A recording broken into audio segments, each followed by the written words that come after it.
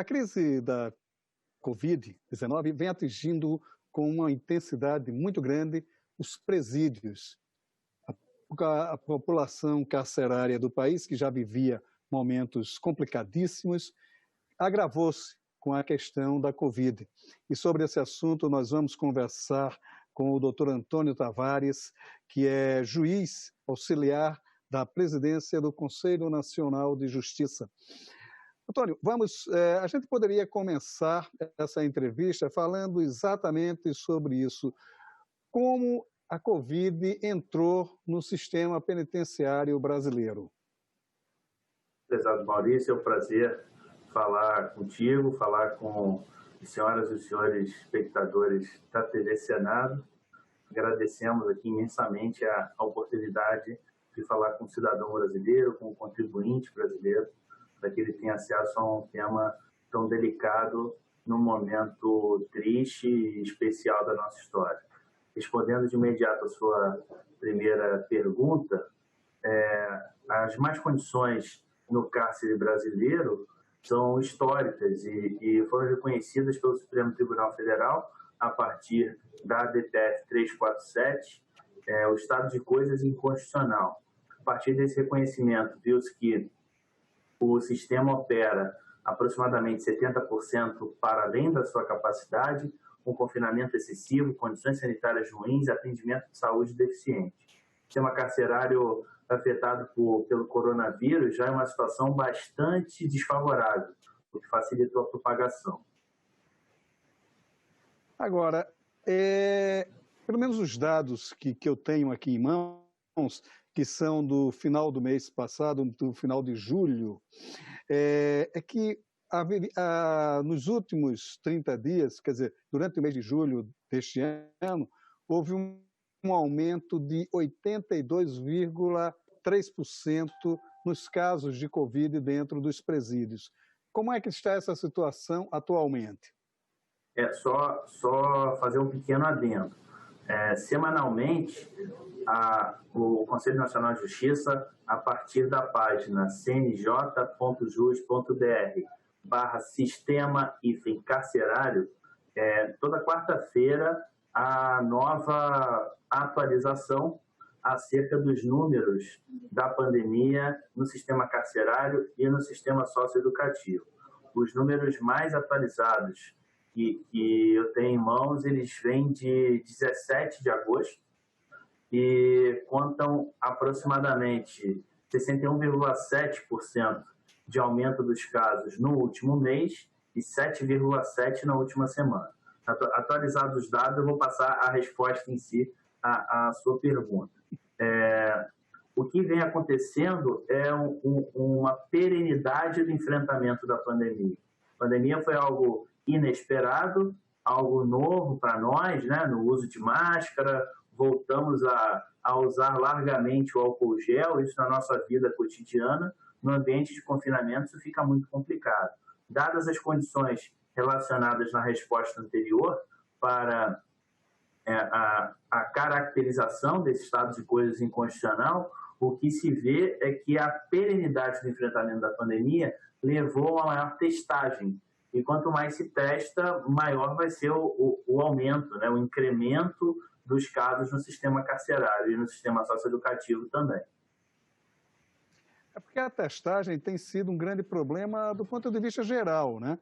Porque a própria população tem sido muito pouco testado. Isso tem sido uma constante no debate sobre a Covid. Como é que está a questão da testagem nessa população? Ela tem sido feita de maneira frequente, de maneira correta? Como é que está essa situação também? Até o final de julho, dados consolidados em 3 de agosto, aproximadamente 25 mil presos e aproximadamente 23 mil servidores públicos que trabalhem perante o serviço penitenciário testados. Os números do Ceará são números que nós temos de levar em consideração em separado. O Ceará nos municiou com o número de 5.736 testes, sem separar presos testados e servidores públicos testados. a testagem ela vem aumentando, nós temos de levar em consideração a capacidade, a possibilidade financeira, logística, de pessoal de cada unidade da federação na realização desses testes. Inclusive, quando observamos o número de presos com Covid e de servidores públicos com Covid em todas as unidades da federação, os números são espantosos em alguns lugares, mas nós temos de levar em consideração que aquele estado que aparentemente está com um número muito elevado, ele, na verdade, ele tem uma possibilidade maior de testagem.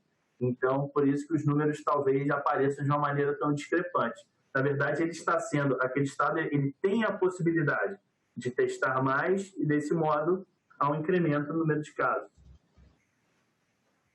Mas está havendo uma subtestagem, digamos assim, quer dizer, ou esses dados, mesmo com um nível relativamente baixo de testagem, nos dados que eu tenho, essa população, apenas 3,5% dessa população tinha sido testada. Mesmo com esses níveis baixos, a gente pode ter um panorama, assim, uma visão correta, ampla, do que é a incidência da Covid nos presídios? Na verdade, o trabalho ele vem sendo... o trabalho ele é realizado a partir do Poder Executivo, que é nosso parceiro, o Departamento Penitenciário Nacional é nosso parceiro, o Ministério da Justiça é nosso parceiro. Estamos trabalhando em conjunto em N frentes, sobretudo com o advento da pandemia, e, na verdade, o CNJ ele vem a catalogar os dados. O Departamento de Monitoramento e Fiscalização do Sistema Carcerário e do Sistema Socioeducativo, ele dialoga com os grupos de monitoramento e fiscalização em cada tribunal estadual ou federal. E esses tribunais, eles catalogam os dados locais e encaminham para o CNJ, e aqui no departamento tem feito a consolidação desses dados. Então, é um trabalho muito constante, na verdade é um trabalho que, para que os dados sejam confiáveis, eles são um pouquinho atrasados, nós temos de fazer essa confirmação, e a testagem ela vem aumentando com o tempo. O enfrentamento à pandemia ele vem sendo cada vez mais intensificado, cada vez mais introjetado nos servidores públicos. Então, nós caminhamos para um número maior de testagens, um número maior de casos consolidados e, consequentemente, maior possibilidade de confiança nesses dados que estão chegando. Então, por ser uma situação bastante nova e que nos pegou de certa forma de surpresa, nós não imaginávamos enfrentar uma pandemia na virada de 2019 para 2020, nós estamos tendo de lidar com uma situação emergencial da melhor maneira, mas também com essa preocupação bastante grande. Essa população também, ela é uma população muito vulnerável à questão da epidemia, porque ela sofre com condições sanitárias não muito favoráveis, né?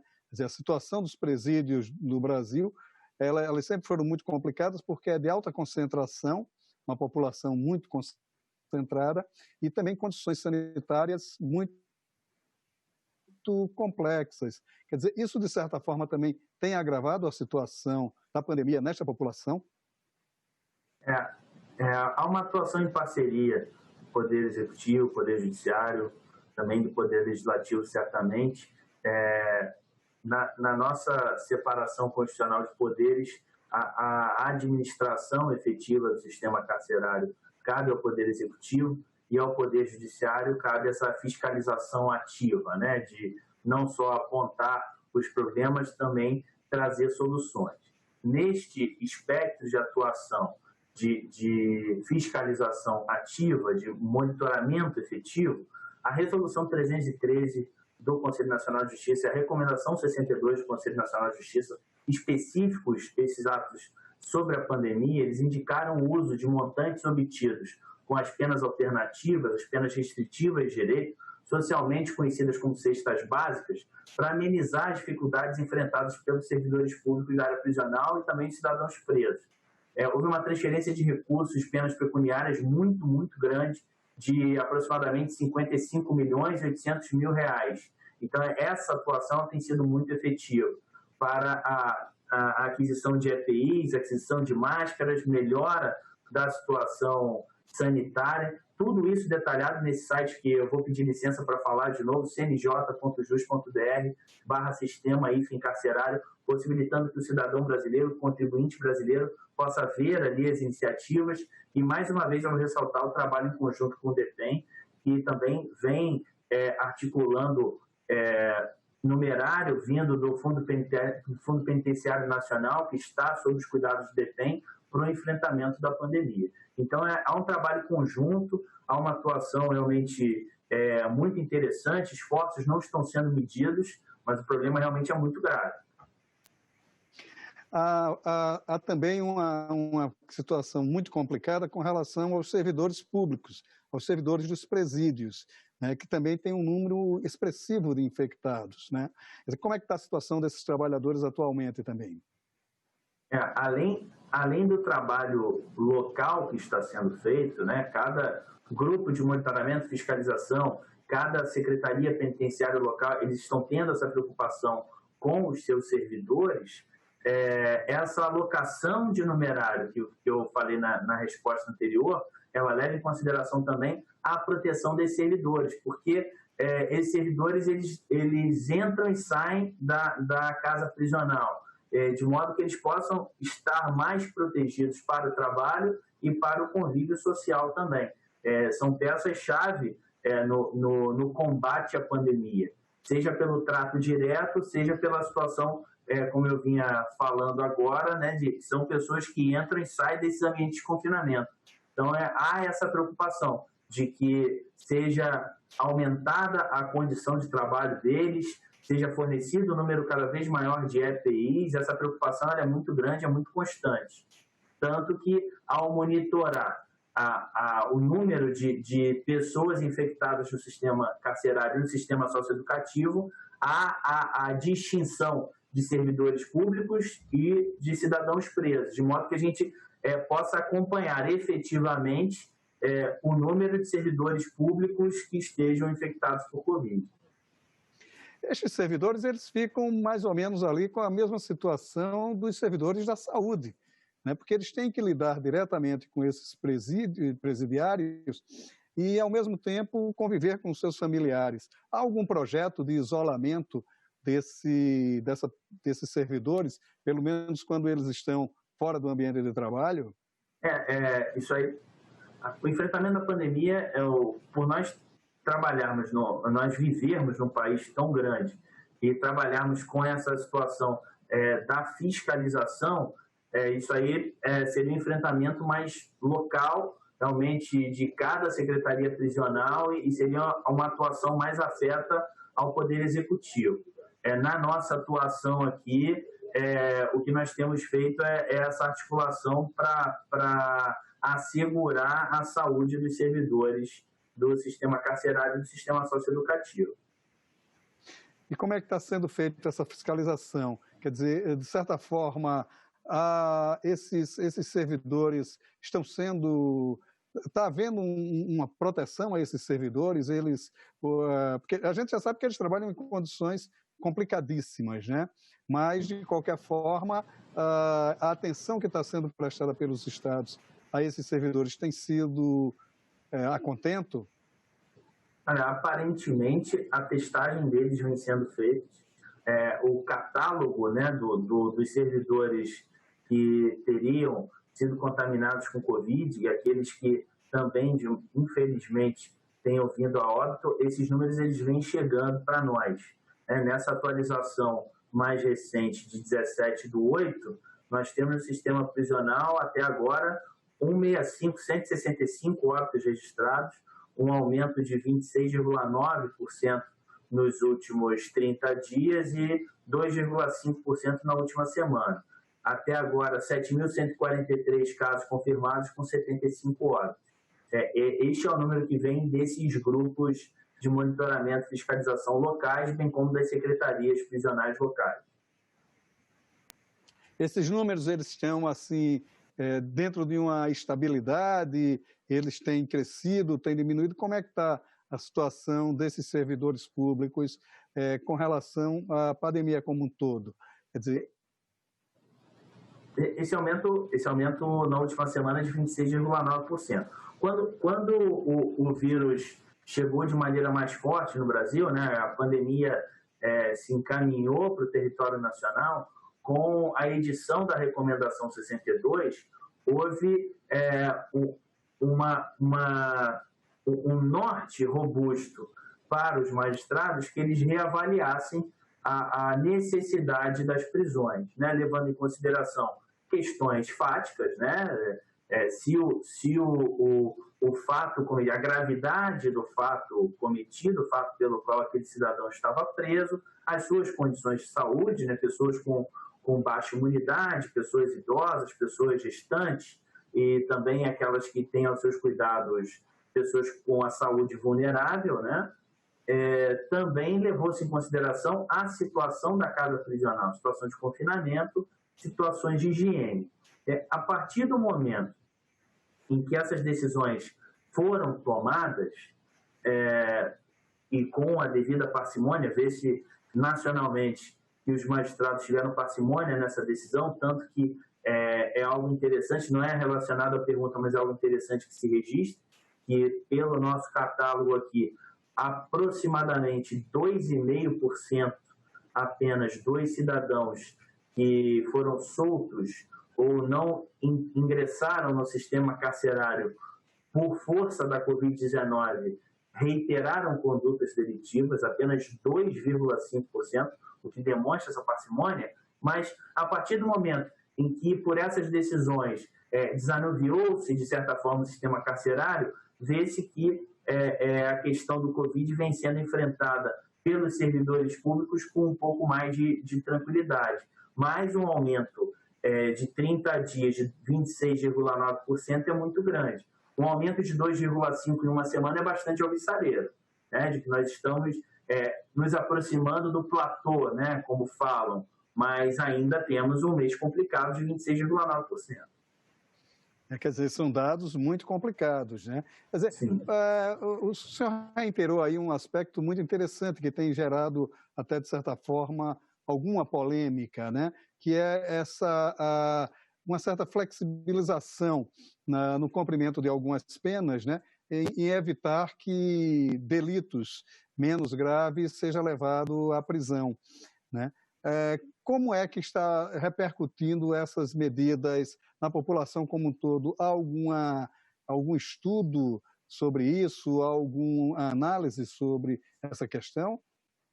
Nós trabalhamos desde a edição da Recomendação 62 com a ponderação de bens jurídicos tutelados, de princípios, de valores, né? O bem jurídico tutelado saúde pública, com o advento da pandemia, ele adquiriu uma importância muito grande, o que ensejou essa revisão em larguíssima escala.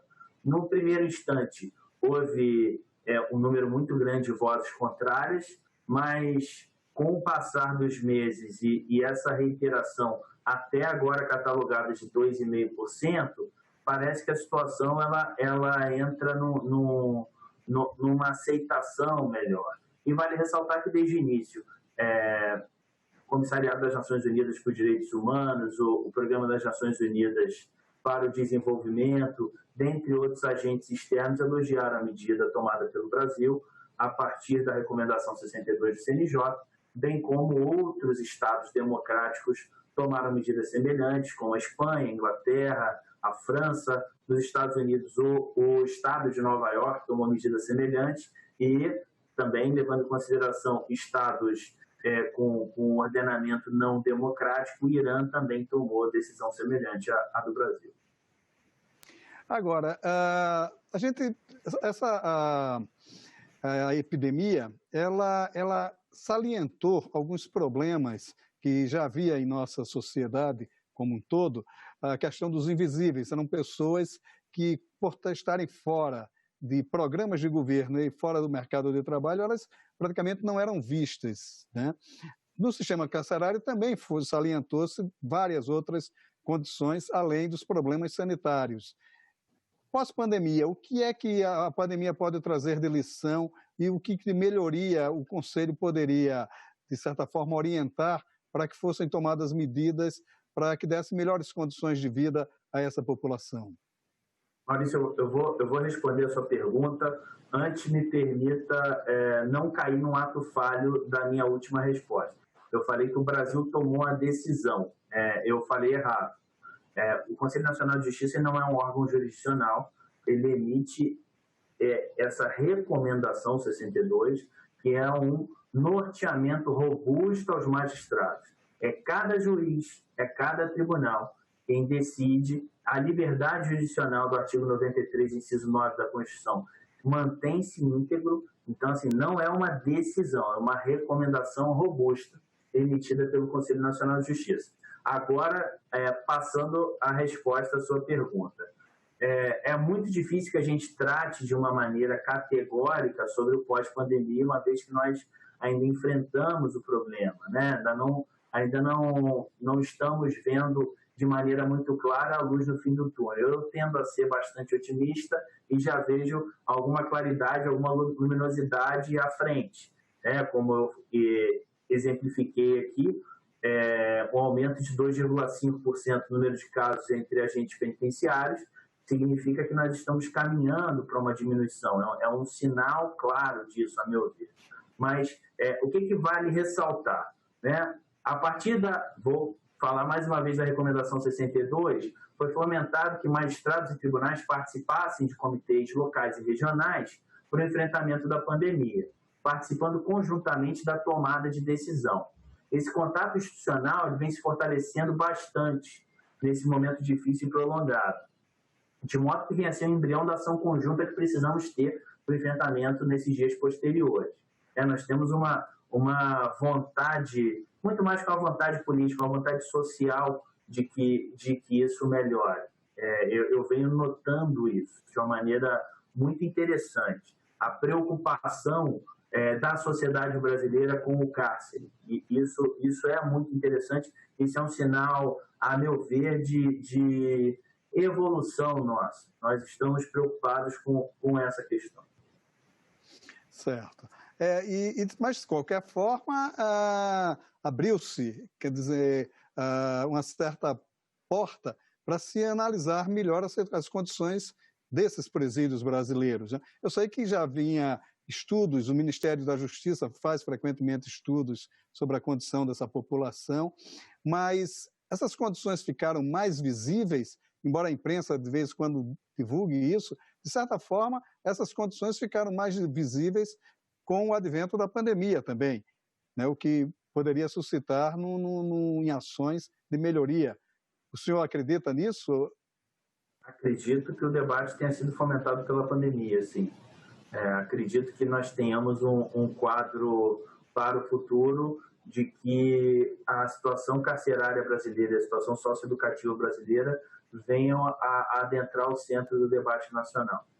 Realmente é algo que eu vislumbro como algo muito interessante, muito importante no nosso futuro próximo. Ótimo, maravilha. Até porque, de certa forma, o Estado é responsável pela recuperação dessas pessoas, né? Não só o acolhimento, mas a recuperação, sobretudo. Não é? Doutor Antônio, muito obrigado pela sua participação no Cidadania. Foi um debate sempre proveitoso e ótimo, e sucesso para a ação dos senhores aí no Conselho Nacional de Justiça. Agradeço imensamente a oportunidade.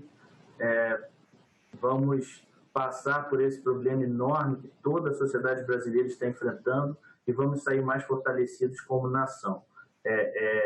Todo dia estamos trabalhando aqui para tentar facilitar a melhora da situação no sistema carcerário e no sistema socioeducativo. É uma missão árdua, uma missão muito importante e, mais uma vez, eu gostaria de salientar o cnj.jus.br/sistema-carcerário, de modo que as senhoras e os senhores cidadãos brasileiros possam ter acesso à informação na fonte semanalmente.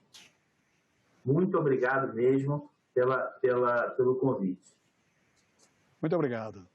E se você quiser rever esta ou outras entrevistas, é só acessar nossa página na internet, senado.leg.br/TV, o nosso canal da TV Senado no YouTube. Obrigado pela sua atenção e até o nosso próximo Cidadania.